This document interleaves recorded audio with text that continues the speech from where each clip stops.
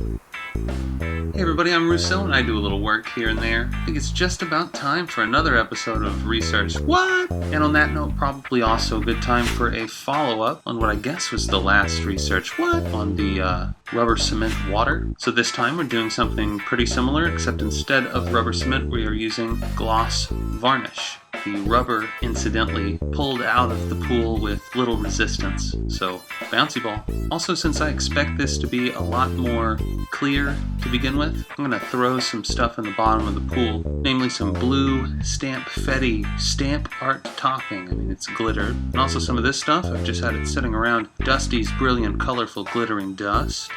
This is black, brilliant, colorful, glittering dust, and it's quite a bit smaller than the Stampfetti. So, like I said, I'm going to start with some glitter. Liberal amount of glitter. I don't know if I'm going to be able to see the bottom by the end, and more of the glitter dust than the standard glitter because it is smaller. Fingers crossed this will look like debris, I suppose, or like light bouncing off of scale bubbles. Who knows? And then I'm going to just pour the varnish right onto it. I don't want too thick a layer.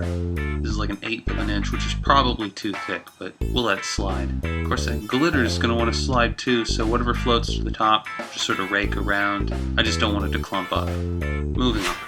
This is probably about as clear as this is going to get.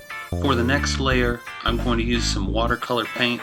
Just a little bit of this stuff mixed in with the varnish should give it a nice translucent color. But again, we'll find out. Right now what I'm thinking is some Payne's Gray, ultramarine blue, maybe some phthalo blue. Of course I have these tiny measuring cups, so I'm going to put a bit of varnish in that. And then off screen, take the tiniest flecks of the watercolor paint. It's sort of a gel and just really high in pigment. Melts in pretty quick, and then you have some colored varnish.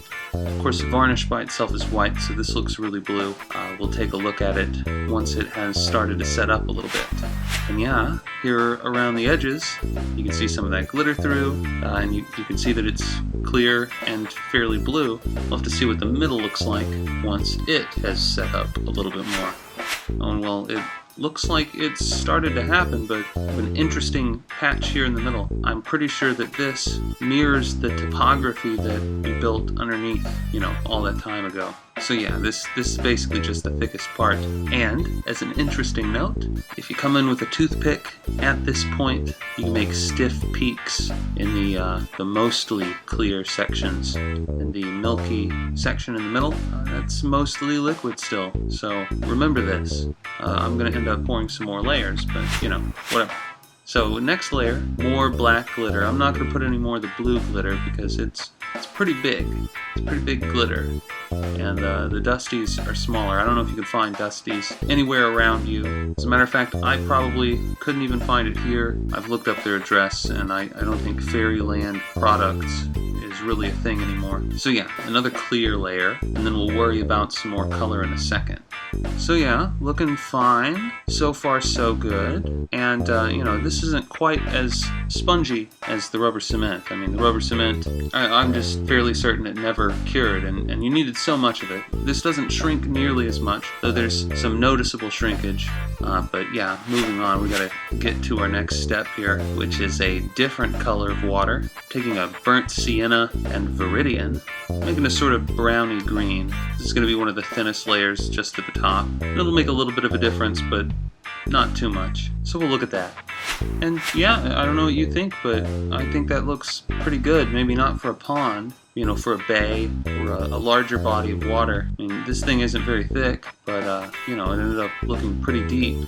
You can see that the underlying topography has left a sort of scar in the middle of this. I mean, I know it shrinks as it sets, and that was the last part of it to set up. Now, I'm not putting other effects over this like a Mod Podge or anything like that, so you could easily hide that stuff. You might also notice the successive layers that I poured. You can see lines between those, so you might think about feathering that as it's drying, which is totally a possibility because each of these layers takes, hours if not a day to dry completely. Now, the cloudiness, I don't know if that could be helped. Maybe I just didn't wait long enough. Something that looks like this, though, I'd be happy with that.